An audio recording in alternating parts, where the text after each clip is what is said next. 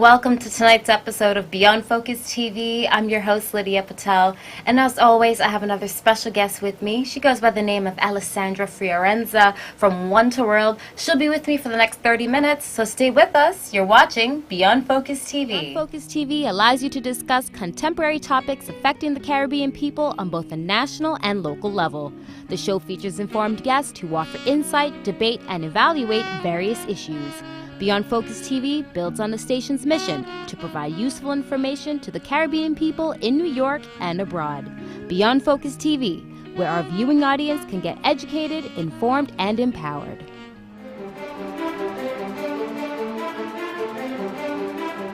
Welcome back. You're watching Beyond Focus TV. I'm your host, Lydia Patel. And like I said, I have Alessandra Fiorenza from One to World with me. She's going to be our special guest. Alessandra, welcome to Beyond Focus TV. Thank you very much for having me. So let's get straight to it. One to World has been doing so many great things. And just to take it back a little bit, we actually met at the cultural extravaganza that took place as part of Black History Month. And you all were doing so many great things. So why don't you tell us all about One to World? Okay, well, so One to World started about 37 years ago, actually. It was a very grassroots movement, so it was started by some international student educators from universities here, 5 or 6 of them. And they got together and they were thinking, we want to offer our international student population the opportunity to do all sorts of amazing things that the city has to offer. But, unfortunately, with the visa regulations that are only becoming more and more complicated as time goes by, a lot of the international student offices don't have a lot of time to do those sorts of programming for their students. So when they got together about 37 years ago, they thought, well, we'll set this sort of outside organization up, and that's how One to World started. So here we are, 37 years later. We're kind of a standalone organization now. We work with over 90 different higher education institutions in the tri-state area, and we try and cater to as many international students as we can. There's about 65,000 of them in the tri-state area alone. My goodness. So we're quite a small organization in that we have 10 staff, but we work with a lot of students, a couple thousand every year we get to serve them. But of course, we're trying to expand, get more students on our programming if possible. So. Well, I think you're doing quite a good job with 65,000 of them that you're reaching. That's definitely a great number. Why don't you tell us about your role? I know you're part of doing events, and you wear many, many hats. So my title is the Coordinator of Enrichment Programs, and what that means in particular is that I organize all sorts of activities and programs and sort of different events for international students that are studying in the tri-state area. So we do anything from community visits, which you were able to come see us for in Bushwick a couple weeks ago. We do volunteer events, so we've worked with, for example, City Arts. So they paint murals around the city, kind of beautifying the neighborhood and also, getting people involved in their communities. We also do something special for the beach cleanup day. Oh, really? So yeah, we go down to Coney Island actually every fall for beach cleanup, and we with 30 or so students, and they help clean up the boardwalk. It's really great. We do social activities. We go out to restaurants. We take them out to sporting events. What else do? We do all sorts of things. We do also Thanksgiving hosting. So we work with host families to place students for holidays. So for Thanksgiving and also over the Easter holiday, sometimes over the Christmas holiday, people are kind enough to open their homes to international students. So that's wonderful also. All sorts of different programs. So how do you really manage to put together and select essentially what's going to be? Because you're limited to what you could really place on the calendar and how much you could do. So how do you really fine-tune it and narrow it down to, okay, we're going to do this, we'll do Thanksgiving, we'll do Easter? How do you make those choices? Well, a few of them are because we've been working with program partners who have been excellent, and we have a very long established relationship with them. For example, with our community in Bushwick, we've been working with them for over a decade. I think 13 years was what Wendy said.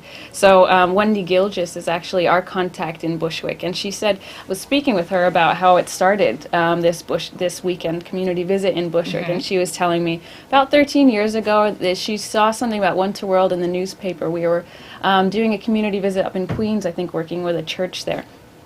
she said, this is something I want to get our kids involved in. You know, I want to introduce our younger generation to people from all over the world so they can learn about different cultures and things like that. So she got in touch with us, and that's how our community visit in Bushwick started. And it started in September, and then we decided to move it to February because Bushwick is such a vibrant community, and they have so many nationalities there, 21 nationalities from African nations and also Caribbean nations. So what a better time than to do it in February in honor of Black History Month. And a lot of our students, this is their first February here. They don't know very much about Black History Month, so it's a really great introduction to the different cultures and also what the meaning of Black History Month is. So it's a really wonderful program. No, that's great. And I actually got to attend that event, and I have to say the cultural experience truly was a cultural experience. Alessandra, why don't you share with us some of the countries that One to World is currently partners with?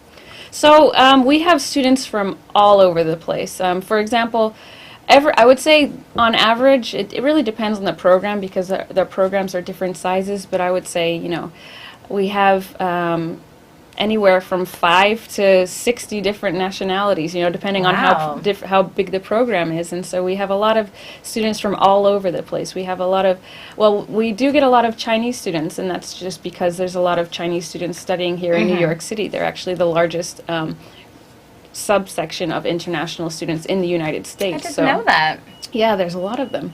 And so Chinese students, not only that though, a lot of Europeans also, different European nations, a lot of some South American nations also. We work with students from all over the place. We do not discriminate. Very good. Now you spoke frequently about various programs. So what are some of these programs?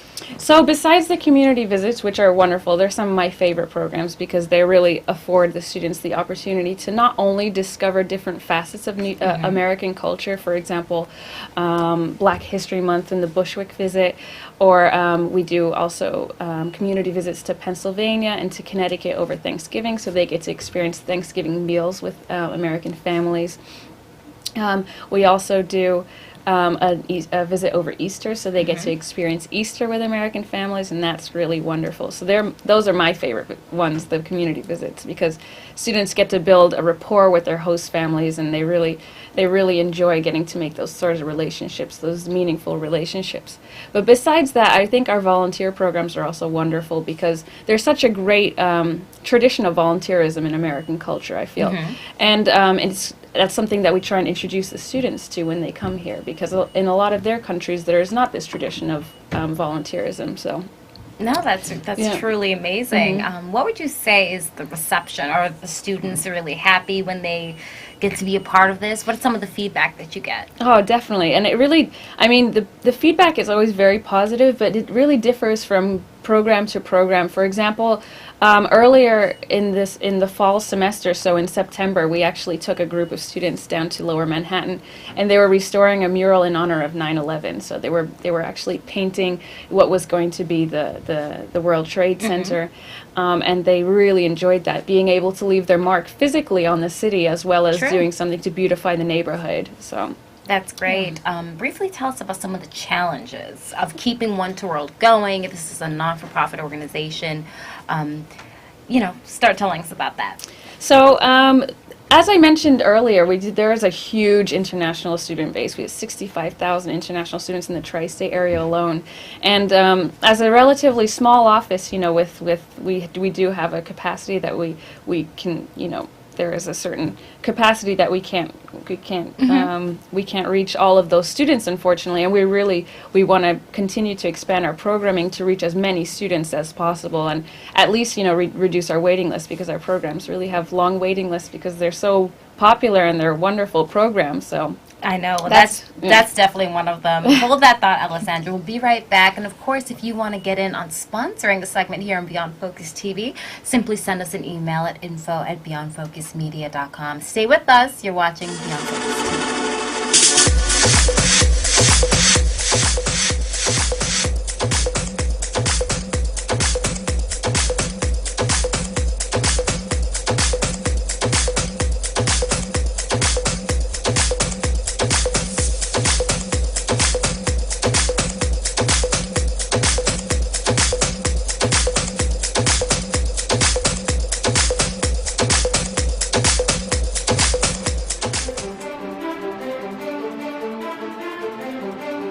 Welcome back. You're watching Beyond Focus TV. I'm Lydia Patel, and I'm here with Alessandra Fiorenza of One to World. Now, Alessandra, you were just telling us before the break about some of the challenges. And again, let me reiterate if you're now joining us, they have 65,000 students that they currently work with internationally throughout the world who are here in New York and taking advantage of these programs. And of course, people do want to get more involved, but there's a waiting list. You left off on that. Yeah, so as I mentioned, there's 65,000 students currently, international students currently studying here in the Tri-State area, and we do, touch a number of them through our program. So it is a couple thousand the students that we reach, but we would love to be able to reach all of the students who want to take part in our programming. And so one of the ways that we do that is by expanding on our programmings. For example, for our community visits, what we would need to do for that is to have more hosts. And we're always looking for more hosts, not only for the community visits, but just to host students, in their home for a meal. That makes a huge difference in a student's life, to have an American host welcoming them into their home, kind of teaching them the traditions. They don't even have to be American. It's just someone living in New York that just lives in New York and kind of has their own culture and is inviting an international student into their home, and kind of building relationships is the most important thing. Great. Now, why don't you give us some insight on when a student comes here, they're with the host family, typically how long is it for? How long do these programs, how long is the exchange for, basically? Okay, so the students that we serve they're usually here, they come on their own, so they're either self-sponsored students or they get a scholarship of some kind, either through their country or through the American government. And so they're here and they're usually living either in dorms or have their own housing. And so what's really important about these community visits and other hosting opportunities like that is that students do get to meet with American people, and they do get to create this relationship and potentially form a sort of base here and really feel at home here. Because a lot of the times moving to a different country can be very alienating. And if you're, in a university with a small or even a large international student base, it might be difficult to kind of find your place and your foundation here. So hosts really help students feel like they belong, kind of creating that relationship. So now, how is the process? Basically, some of the schools that you work with, I guess you have to apply. What is really the way that these students could get on board and get involved? So basically, any international student is welcome to take part in our program. So, for example, I had a student an international student studying in Paris that contacted me the other day and said, "I'm really interested in a program of yours. Can I take part?" And I said, "If you're going to be in the United States, you can take part." So, wow, yeah, so as simple as that. Exactly, but students really, I think, get to know of us through their universities. So we have memberships. Universities become members of One to World, and then we go to their orientations, and we teach them a little bit about what we do, and then we get their emails and send them our newsletters and things like that. And then sometimes students get to learn about us through word of mouth or things like that. So that is truly, truly amazing. Let's talk about being an international guide to New York. Okay. So, actually, I love my job because I get to discover a lot about New York City too. So I'm relatively new to the city, and every time I do a program, I get to learn something new. So it's wonderful. In the fall semester, we did a wonderful tour of Harlem. And that's another great program because a lot of students, they come to the United States and they've heard of Harlem and they have these kind of misconceptions of what it's like. And, you're bound to get one or two emails saying, "Oh, is Harlem dangerous? I've heard it's dangerous. Do I need to go on this tour?" And I said, "You definitely need to go on this tour if you think Harlem is dangerous, because a tour like this really opens their minds, and they get to discover, the diversity of the neighborhood and really see that it is a misconception that it's just an entirely dangerous neighborhood." So those are my favorite things about being a guide in New York. And what has been your favorite spots? What have you discovered for yourself, since you're technically new to the city yourself? Where is there anything in particular, I should say, that really threw you off that you didn't expect? You're like, you know what? I did have a misconception about that. Actually, I don't know. I've not thought about that. I can tell you what my favorite program so far has been, if that helps. A couple weeks ago, we worked with an elderly care center in Harlem. It's called Arch Care.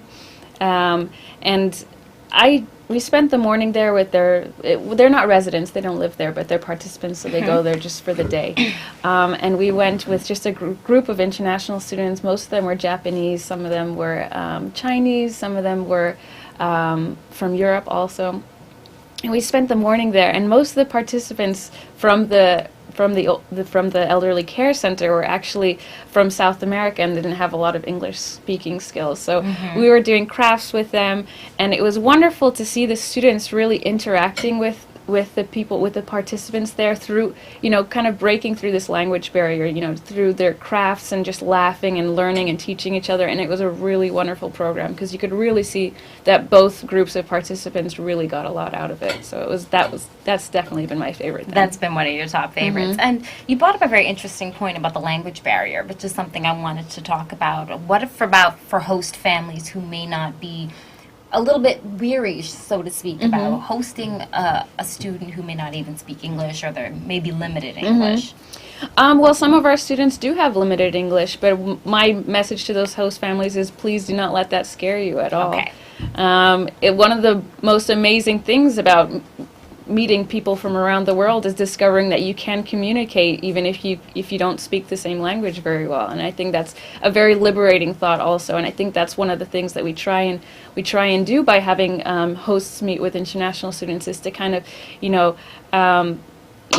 break down those prejudices from both sides, from the misconceptions that the students might have and also the misconceptions that hosts might have, or potential hosts might have. So that is great. Well, hold that thought. We'll be right back. You're watching Beyond Focus TV.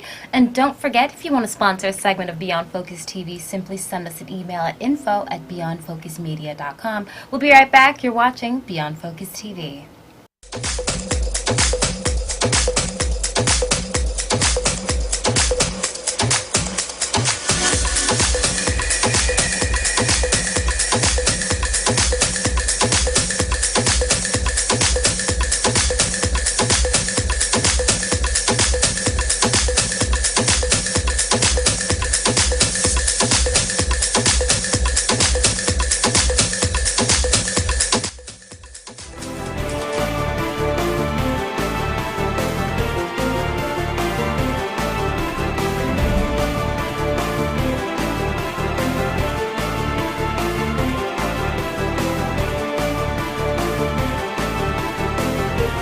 Welcome back. You're watching Beyond Focus TV. I'm your host, Lydia Patel, and my guest for the evening is none other than Alessandra Fiorenza from One to World. She's been sharing some great information with us. Now, this is the last segment. I definitely want to let everybody at home, all of our Beyond Focus TV viewers, if they're interested in becoming a host family, because we have a large international base here, definitely representing Brooklyn and the entire New York City area, of course. But how do people get involved if they're interested in hosting them? Well, basically, you just send an email. You send us an email, and then we just set up, a short meeting just so we can get to know you, and you can get to know us, and we can discuss, the different opportunities for you. And that's basically it. And then you let us know. For example, we have very easygoing hosting opportunities. We have one program called Dinner Diplomats, which is basically you host a student, or 2 or 3 students, how many you can accommodate in your home for a meal, for dinner, or for lunch, whenever you're free. Really? So yeah, and we do a few of these every semester, quite a few of them. So if there's any hosts out there that would love to invite a student into their home, just over conversation, share a meal with them, that would be wonderful. Exactly. Share some Haitian food, some Caribbean food, Definitely. Indian food. We have a whole gamut right here, Beyond Focus TV, which is absolutely great. And what is the cost associated? I know it's just a small fee because it is a non-for-profit that the students have to pay on their end. Why don't you elaborate on that? So for some programs, there's no cost. For example, for the Dinner Diplomats, there's no cost. The students basically just go to the host families. Obviously, there's a cost on behalf of the host family because they need to buy the food for the students, but for our other programs, we basically try and cover any hard costs. For example, if we have a tour guide, the program fee will cover the tour guide. So, And that's, yeah, so we try and keep our costs as low as possible because we are working with students and they do have a limited budget. But those costs do help us, do go towards, keeping the programs running, on a year-by-year basis. So. That is truly amazing. Now we're in 2014. We're going into the summertime shortly, getting into the spring. Why don't you share some events that One to World has coming up? Sure. So the next community visit we have coming up is for Easter. So actually, we have a visit to Pennsylvania for the Easter holiday, where the students will be spending 2 nights with host family in Pennsylvania. But additionally to that, because of course those host families can't accommodate the demand that we have for Easter hosting, if anyone is willing to host an Easter meal for a student, we always try and place students with them, because that's just a resource that we would love to take advantage of. So we do reach out to our host base for that to see if they have any availability over the Easter holiday. That would be wonderful. Otherwise, over the next couple of months, for people to get involved, there's the dinner diplomats can be organized at any point, and we love to do those sort of on a rolling basis. We love to have them constantly going on, so you can always get people involved. And otherwise, we have a couple of walking tours planned this semester, so we're going to go to Williamsburg so the students can discover that area. And we're also going up to Queens to Socrates Park, which is an outdoor art installation type park. So. Well, that seems like it's going to be definitely quite interesting, of course. Why don't you share your contact information? I know you have Facebook, you have Twitter, you're all over the place. Yeah. So give us that info. Yeah, so please do follow us like us on Facebook and follow us on Twitter. On Facebook, we tend to post sort of what's going on in our programs and upcoming programs. On Twitter, we always like to post, interesting things that are happening in New York. We think that'll be particularly interesting to international students. And, like us and feel free to chat with us. We always love hearing from people. So, now, working with events and helping to coordinate these things, I know you're pretty hands-on with reading emails directly from students. Anything funny, anything in particular that's the weirdest thing or the weirdest misconception that you've heard about New York coming from an international student regarding the city? Oh, I can't think of anything right now, but I remember hearing that, especially when we were organizing the Harlem tour, a lot of students were saying, is it dangerous? And then we worked with Public Color, which is another nonprofit, and they go to public schools and they paint them, which is a great volunteer program. We did that earlier, and the school was up in the Bronx, and then I got an email from a student who says, I don't know if I can go because the Bronx is a dangerous neighborhood. And I said, it'll be fine. It'll be perfectly fine. It's a Saturday morning. There's no danger whatsoever. Fine. Yeah. That's great. Yeah. I think New York has a bad reputation for being dangerous, but I think it's a reputation that's maybe a couple decades old now. Yeah, it's definitely done some cleaning up due to the good work of NYPD and community leaders. We've definitely cleaned that up. But we are a little bit tainted still, especially in the international picture. Yeah. But I think through programs like this, when they could bring back that information and go back home and really say, I had a great time in New York, or I had a wonderful time in Brooklyn, that really makes a world of difference. Yeah. Now, as always, we want to let everybody at home know this is a non-for-profit organization, so they do need help. How can people get involved, and how much does it really take, if you could share a little bit of that with us, to really keep One to World going? We do operate on a relatively small budget. So we're 10 people, and we have a yearly operating budget of about $1 million a year. And so that takes us from we get those funds from individual giving, so that always makes a big difference. Also corporate giving, from our program fees, which just covers the program fees basically, and also university memberships. So that's how we get the bulk of it. And also every year we organize a sort of gala where people can get to know about us, and we can honor very kind of prominent past international people, so people who have done the Fulbright Scholarship, for example. And we call it our Fulbright Awards Dinner. That's great. And that takes place when? It's on the 20th of May. Okay, so it's coming up. It so is. That is definitely coming up soon. If you want to mark your calendars, that's going to be May 20th. That's the Fulbright Awards Dinner. Where is it taking place?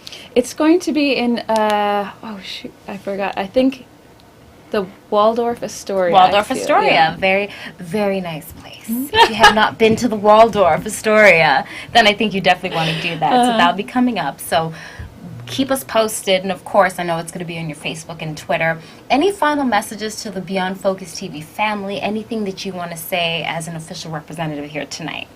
I just wanted to say thank you very much for listening, and I hope that this has taught you a little bit about international visitors in New York, and I hope it's kind of piqued your interest to get to know them a little bit better, and please do contact me if you're interested in getting involved in any way. Absolutely, and Alessandra, I want to say a special thank you for all of your great work, and you've truly been so amazing in sharing the insight with us, because we do have a lot of international viewers ourselves. A lot of people are in school and may want to get involved with that. So check out the Facebook, the Twitter, send an email. What's the best email to contact you at? Well, the general email that will be filtered to whichever of the staff people is most relevant is info@one2world.org. Okay, so info@one2world.org. Everyone, my guest for the evening was none other than Alessandra Fiorenza from One to World, and again, that's info@one2world.org. And if you want to sponsor a segment here at Beyond Focus TV, send us an email at info@beyondfocusmedia.com. So until next week, I'm your host, Lydia Patel, and you're watching Beyond Focus TV. Beyond Focus TV show wants and needs your feedback. Did we blunder? Please let us know so we can improve. Was the show helpful to you? Drop us a note so we can share the success with our staff members. Is there something you think we could do better? We welcome new ideas and new approaches to old ideas. Do you have a great suggestion? Let us know and we'll work on it. If you would like to share your comments anonymously, please send us an email at info@beyondfocusmedia.com. If you want to get in touch with the executive producer directly, send him an email at gene@beyondfocusmedia.com. We really look forward to hearing from you.